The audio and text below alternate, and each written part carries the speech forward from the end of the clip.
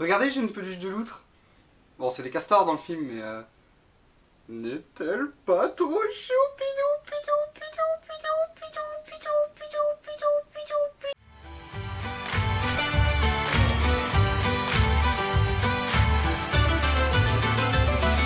Les chroniques du lombric.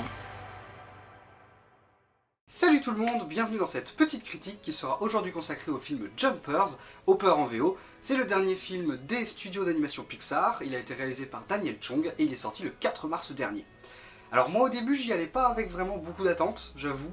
Après Élémentaire des films Pixar que j'avais trouvé extrêmement classique et vraiment juste du réchauffé et qui du coup m'avait pas du tout convaincu. Et Elio que j'avais trouvé vraiment plutôt sympa mais qui a plutôt grave bidé en salle, tout ça, ce qui est vraiment dommage parce qu'il était vraiment plutôt cool. J'avoue que quand j'ai vu cette espèce de mix entre Avatar et les Rebelles de la Forêt, j'étais pas vraiment emballé par l'idée, voilà.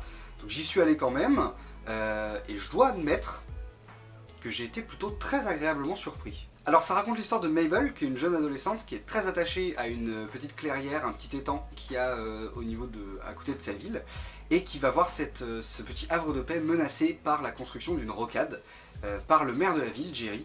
Et du coup Mabel se rend compte que tous les animaux en fait de l'étang ont fui, et de par la professeure Sam, elle apprend que pour que les animaux puissent revenir, il suffit que d'un castor. Il faut qu'il n'y ait qu'un castor qui revienne et ça fera automatiquement revenir un peu toute la population animale. Et pour faire ça, du coup, pour essayer de ramener un castor dans ce petit havre de paix, eh ben, Mabel va voir son esprit transporté dans un robot de castor et pouvoir ainsi communiquer avec le monde animal et essayer donc de ramener un peu la vie dans cet étang pour sauver ce havre de paix de la construction de la rocade. Voilà un petit peu de quoi ça parle. Et du coup, bah, c'était très bien.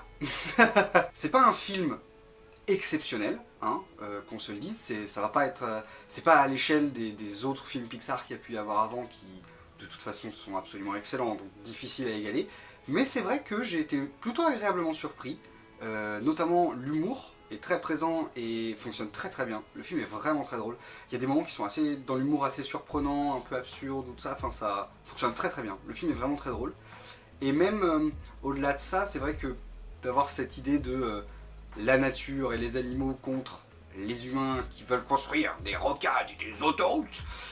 Bon, c'est quand même assez classique, hein. On a quand même perdu ce qui faisait l'essence aussi des films Pixar avant, c'est-à-dire vraiment l'originalité de nous proposer des pitchs auxquels on n'aurait pas forcément pensé.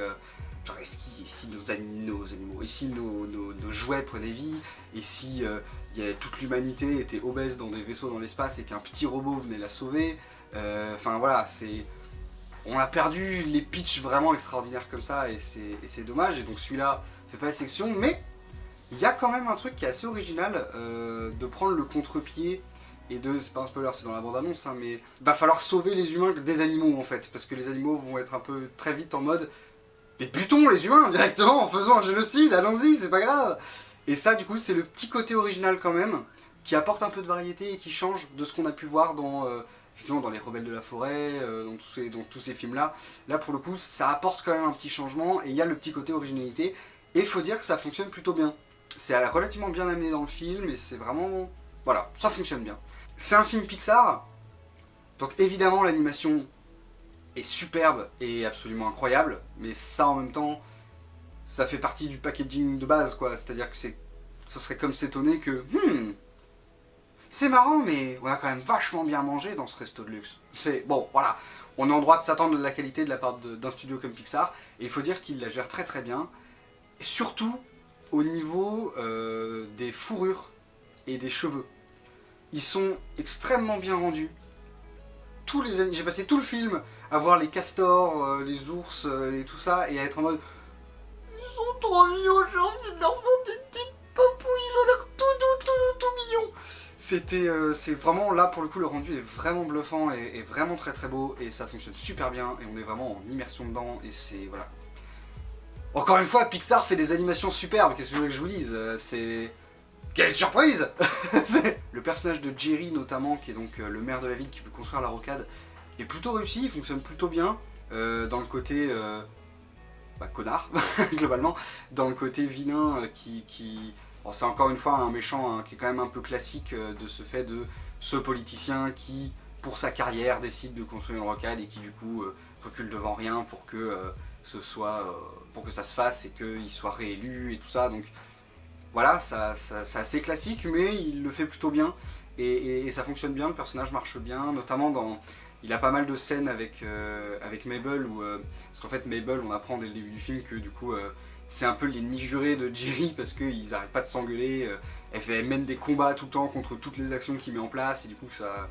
Voilà, et il y a une mise en scène qui est avec ça, avec cette idée-là de leurs oppositions constantes qui marche très bien, qui est assez bien rendue et qui est plutôt très drôle. J'ai une petite critique quand même, c'est que il a une évolution qui fonctionne bien, qui reste un peu classique pour ce genre de personnage, mais qui est bien. Mais il est un peu absent du climax, je trouve. Et c'est dommage, parce qu'on travaille le personnage tout du long, à nous montrer vraiment le caractériser, c'est le bien, c'est le politicien qui veut être réélu. On te montre son évolution, on te le prépare juste avant le climax, il prend de l'importance, tout ça, et après, il disparaît un petit peu. Son personnage fait un peu presque l'effet pétard mouillé, parce que du coup il a pas de... Sur la fin il s'efface un peu. C'est quand même dommage pour l'antagoniste principal de tout le film. C'est quand même un peu bête quoi. Le climax justement, parlons-en, pour le coup il fonctionne bien, on sent vraiment le côté intensité dramatique et c'est chouette, mais il y a des réactions un peu étranges aussi dans ce climax. Disons que j'ai trouvé que le film était vraiment super, j'ai beaucoup aimé du début à la fin, je l'ai trouvé vraiment bien, et le climax j'étais dedans, mais j'ai eu plusieurs moments où je suis sorti un peu en me disant cette réaction là est pas normale, ça c'est un peu bizarre. Il y a eu plusieurs moments comme ça où dans le climax j'ai trouvé que c'était un peu plus bancal et que voilà, ça manquait un peu de certains trucs. Il y a le côté intensité dramatique, il y a le côté ça a pris des proportions énormes et donc faut se battre pour la justice et sauver des vies, mais il y a plusieurs petits éléments qui m'ont fait dire ah, la fin m'a un peu déçu. Ça m'a pas déçu en mode j'ai passé un mauvais moment et du coup j'ai pas aimé le film, non. Mais j'ai trouvé que c'était la partie peut-être la plus faible du film quand même, le climax, et des résolutions qui étaient, je sais pas, qui étaient spéciales. Oui, en plus il y a un petit truc un peu spécial avec le personnage de Jerry, je reviens dessus, je fais un peu des allers-retours, mais disons qu'il est présenté avec ses idéaux comme quelqu'un de pas bien, de mauvais, il veut concrètement virer les animaux de leur habitat naturel pour construire une route, donc bon, qui fait gagner, attention, 4 minutes de trajet, oh. Mais à côté de ça, il est quand même montré comme un maire qui est plutôt très aimé et que la population a l'air de vraiment apprécier et de, je sais pas, d'être en mode, tout le monde est vraiment en mode ouais, c'est c'est vraiment un bon maire qui fait bouger les choses et qui tout ça, et du coup, alors oui, ce qu'il fait par rapport à ça c'est pas bien, mais tu te dis est-ce que par rapport aux animaux, je veux dire, mais à côté de ça, il a l'air d'être cool, ça a l'air d'être un bon maire qui fait avancer les choses, ça se trouve, je sais pas, il fait peut-être baisser les impôts, enfin j'en sais rien. Ça questionne aussi un peu l'antagoniste et quand tu prends un peu du recul, tu te dis, globalement, c'est Mabel en plus, c'est vraiment la seule qui se dresse contre lui quoi. C'est vraiment, quand il veut virer les animaux de ça, il y a une seule personne qui se met contre lui, c'est une gamine qui est encore au lycée quoi, et qui... Son combat est noble, hein, clairement, de sauver les animaux, de les faire garder leur habitat, tout ça, c'est très très bien, on va pas se mentir. Du coup, c'est un peu questionnable, genre, pose un peu de questions sur, ouais, mais est-ce que c'est vraiment justifié de vouloir à tout prix le faire tomber, genre complet, genre niquer l'entièreté de sa carrière politique et machin, alors qu'apparemment, faudrait peut-être poser pour le contre, essayer de trouver des compromis. Voilà. Du coup, c'est un personnage qui est intéressant, qui a des bons trucs, mais ce qui pose aussi un peu question. J'espère que j'étais un peu clair dans ce que j'ai dit. J'ai bien aimé aussi la relation entre Mabel en Castor et George, le roi Castor globalement de l'étang, qui est un personnage qui est très drôle. J'aime beaucoup George, c'est le meilleur personnage du film, hein, globalement, je pense, et que plus ou moins tout le monde sera d'accord avec moi là-dessus. C'est vraiment, il est très drôle, il est en même temps un peu touchant, il a un caractère qui est assez... sa scène d'introduction est genre excellente, c'est de l'inattendu parfait et c'est super. Et vraiment leur alchimie fonctionne très bien. En même temps, on parle de Pixar, hein, c'est des trucs qui gèrent, hein, qui savent gérer la fougère, hein, j'enfonce un peu des portes ouvertes, hein, mais c'est vraiment, ouais, leur relation elle fonctionne très bien, les personnages secondaires qui gravitent autour d'eux aussi, leur petite équipe elle est très bien, le personnage de Michel le castor dépressif, il est super, évidemment. J'ai bien aimé aussi les scientifiques, donc la Dr Sam et ses deux acolytes qui sont Nisha et Connor, si je dis pas de bêtises, et qui fonctionnent bien, qui sont... Connor est peut-être un peu moins défini que les autres, il est quand même plus transparent et il a moins une personnalité qui marque, mais la Dr Sam et son acolyte Nisha, elles ont vraiment des personnalités propres à elles et elles fonctionnent bien, et pour le coup elles ont des réactions qui je trouve sont... le groupe de scientifiques a des réactions vraiment pour le coup logiques et qui se suivent vraiment bien et que je trouve... En tout cas moi j'ai trouvé que c'était intéressant à suivre et j'étais vraiment dedans en mode ouais je pense que s'il y avait un cas de figure comme ça, elle se comporterait comme ça dans la vie quoi. Donc c'est bien, surtout quand à côté de ça dans le climax il y a des trucs justement des réactions qui sont pas forcément les bonnes, ça j'ai trouvé que eux pour le coup ils marchaient très bien et c'était super cool. Le conseil des animaux fonctionne bien, même si ils sont peut-être, à part un ou deux, ils sont peut-être pas assez définis, ils sont peut-être un peu trop transparents et lisses, on va dire, même si il y en a qui ont des façons de dire leurs répliques qui les rendent un peu uniques, mais dans l'ensemble, ils sont peut-être un peu transparents, surtout dans les actions qu'ils mènent, tout ça, dans les scènes d'action.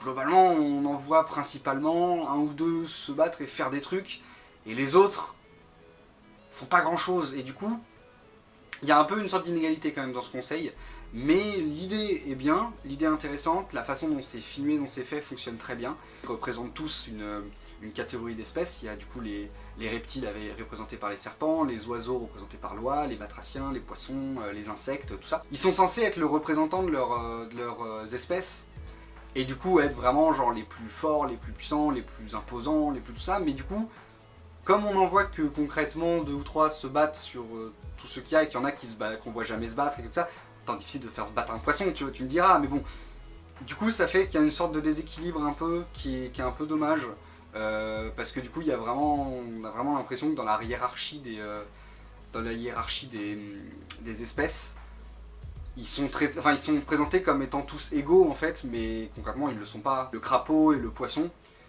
je dirais une fable de La Fontaine, le crapaud et le poisson par exemple, ils ont des répliques sympas quand ils sont en conseil, quand ils sont en réunion, ils ont des moments rigolos, mais concrètement dans les scènes d'action ils sont très très invisibles et concrètement on les voit pas se battre, on les voit pas de ça, alors que d'autres comme l'oie ou les serpents, pour le coup eux on les voit se battre et du coup ils sont un peu plus marquants dans la puissance aussi de leurs espèces. J'aurais aimé en voir plus et pousser la comédie aussi, pas que dans le design et dans les répliques, mais aussi dans des comiques de situation et tout ça dans les combats, qui est un truc qui est un peu qui est utilisé justement, les aptitudes de chaque espèce pour se battre contre du coup les humains.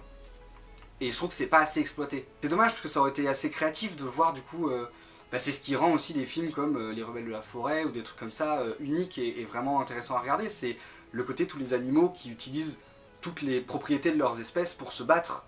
Et là je trouve que du coup ça a un peu manqué. Ça n'entache pas le film et ça reste très intéressant à regarder. Il y a des bonnes idées dans les scènes d'action et tout ça. Mais j'aurais aimé voir un peu plus toutes les espèces se battre et ce côté vraiment l'Avengers Endgame des espèces animales, parce que là on a des représentants de chaque grande famille et voilà, ça aurait pu être vraiment intense et vraiment super chouette quoi.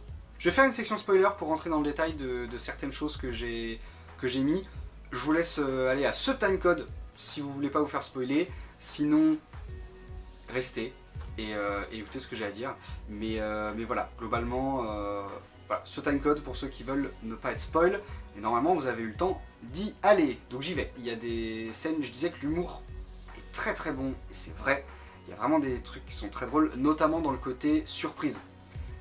Il y a une scène qui est vraiment très très surprenante et très drôle, c'est la première scène du conseil de tous les animaux, où il y a le papillon, la papillonne, la papillote, le personnage de papillon, la reine des insectes, voilà, qui qui est là, qui fait son discours. Oui, allons zigouiller de l'humain, on va les tuer, ces enfoirés, ils vont vous rendre votre truc, machin, tout ça. Et Mabel, paf! C'est tellement inattendu et merveilleux, parce que c'est genre un réflexe de Mabel qui l'écrase comme ça, et c'est génial, c'est trop bien. Genre vraiment, j'ai eu un rire sincère à ce moment-là, parce que c'est tellement, ça sort de nulle part, et c'est vraiment genre un meurtre, parce qu'il décède sur le coup, forcément, et c'est, voilà, et t'as la chenille qui est le gamin du truc qui est à côté, qui est là en mode, maman. Enfin, c'est horrible, mais c'est trop bien. Du coup, parlons de Titus, la chenille, qui devient du coup roi des insectes après ça, et c'est lui en fait le véritable antagoniste du film. Et le personnage de Titus fonctionne très bien. Son plan est simple, mais fonctionne très bien, et vraiment bien mis en place. Mais le personnage est presque trop bien par rapport au temps d'écran qu'il a. C'est-à-dire que c'est vraiment genre, il est machiavélique, mais au possible. C'est vraiment un génie du mal complet. Et qui est vraiment genre, il n'y a aucune once de bonté en lui, genre il attendait que ça, que sa mère se fasse buter, enfin c'est vraiment genre un enfoiré de première. Et il est hyper caractéristique, enfin il fonctionne super bien quoi, il est génial, il a des très bonnes répliques quand il prend le pouvoir, quand il est au pouvoir, quand il est dans le corps justement de l'animatronique Jerry qui devient humain et tout, enfin c'est trop bien. Mais il se fait battre très vite dans le climax. Ils explosent relativement vite le robot, et après du coup il sort en papillon et il se fait bouffer par le crapaud, et fin. Et après tout le reste du climax, qui est la partie la plus importante du climax, c'est le gros feu de forêt qu'il faut éteindre parce qu'il va atteindre la ville et brûler tout le monde, où d'ailleurs tous les citoyens sont devant le feu comme ça en mode oh, on va mourir. Tu sais, le lapin dans les phares quoi, c'est pas mal. Et du coup genre le personnage de Titus il est tellement bon dans ce côté vraiment foncièrement mauvais et méchant et drôle. Il est tellement méchant qu'il en devient drôle que à la fin j'étais en mode putain, j'aurais voulu en voir plus. J'aurais voulu qu'ils soient pas battus dès qu'ils ont détruit le robot, qu'ils reviennent à la fin un dernier souffle de méchant pour faire pour au moment où on pense que tout est gagné, dernier souffle de méchant, il fait un truc, il se bat contre quelqu'un, il blesse quelqu'un, j'en sais rien, avant de se faire bouffer par le crapaud.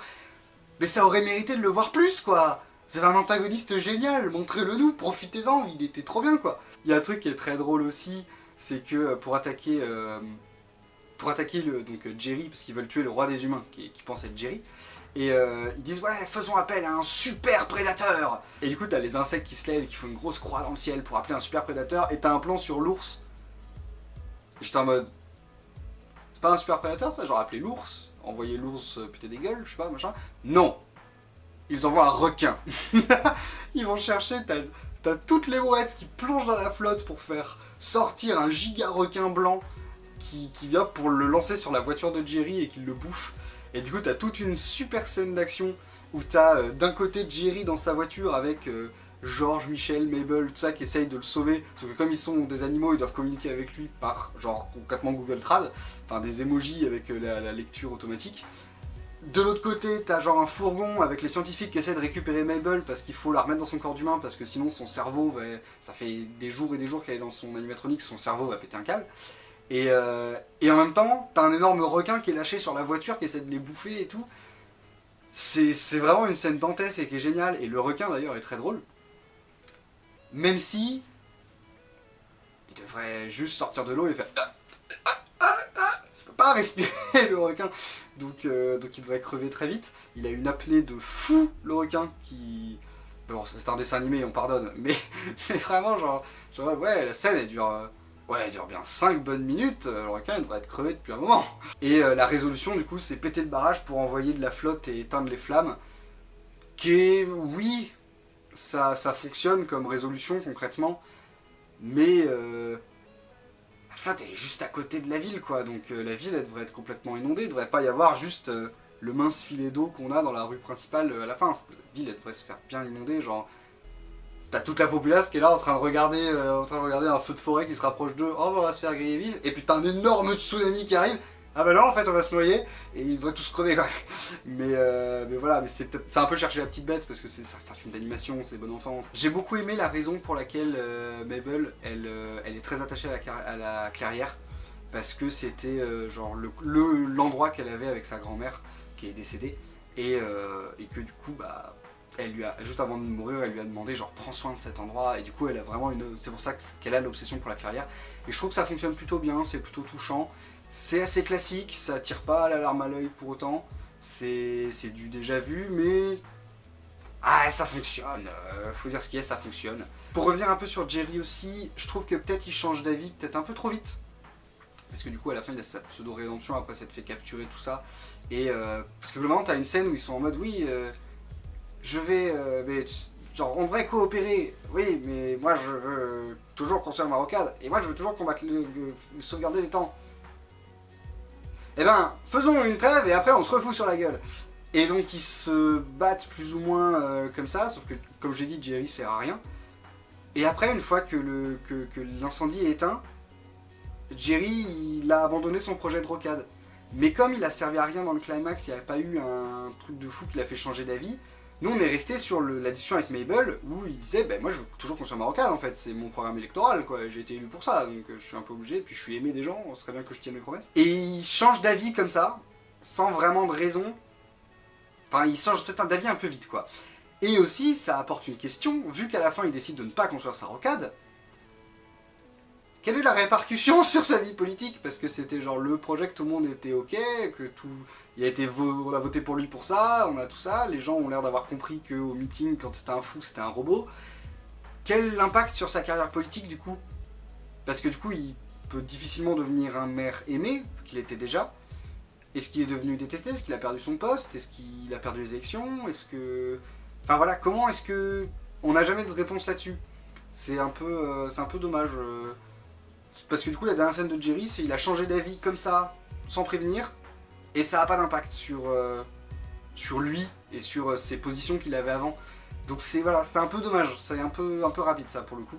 Il y a un clin d'œil sympa à la fin, parce que le personnage de la professeure Sam est en mode oui, du coup à la fin on a perdu les subventions, on peut plus faire le programme Jumpers, mais par contre je vais pouvoir me consacrer à tous les autres programmes que j'avais en tête. Et là elle sort un tableau où elle montre des colliers pour chiens qui permettent de faire parler les chiens, qui sont exactement les mêmes que dans là-haut, et qui sont les mêmes d'ailleurs sur le tableau, c'est la silhouette de Alpha dans là-haut. C'est rigolo, ça fonctionne bien, c'est bon enfant, enfin c'est un lien rigolo, surtout c'est un gros clin d'œil aussi à la théorie, il y a une théorie massive sur internet qui dit que tous les films Pixar se passent dans le même univers, ils sont tous connectés. Et du coup c'est un petit clin d'œil à ça, enfin ça fonctionne bien, mais ça pose quand même beaucoup de questions, parce que c'était induit dans là-haut que Charles Moons, le méchant qui a les chiens, avait fait lui-même les colliers, et il a disparu dans les années genre 50. Donc comme là, Jumper ça se passe à notre époque, la Dr Sam elle peut pas avoir inventé les colliers qu'il y a dans là-haut, c'est-à-dire qu'ils existent déjà, qu'elle va inventer qu'un truc. Enfin voilà, c'est un clin d'œil qui est marrant, que sur le moment, ah c'est rigolo, c'est un bon clin d'œil, mais quand il réfléchit un peu, ça marche pas du tout. Mais c'est encore une fois chercher la petite bête pour le coup, pour pas grand chose. Dans le climax, il y a un truc qui est un peu couillon aussi, c'est que il y a un personnage, George, qui se fait blesser, genre il y a un arbre qui lui tombe dessus. Il est blessé, t'as Mabel qui le porte comme mode vite, il faut le mettre à l'abri, tout ça, et là il couine en mode j'ai en train de mourir, au secours. Et ils s'en vont à l'étang, ils le posent à l'étang, et il va bien. Et il se relève et tout va bien, et il part dans le climax en mode vite, allez, il faut démonter le barrage, machin, tout ça, allez c'est parti, on fait chef d'orchestre, alors que juste avant, il était en mode genre blessé, il avait peut-être crevé, et d'un seul coup, paf, tout va bien. Voilà, ça fait partie des petits moments dans le climax où il y a des trucs qui m'ont un peu sorti où j'étais en mode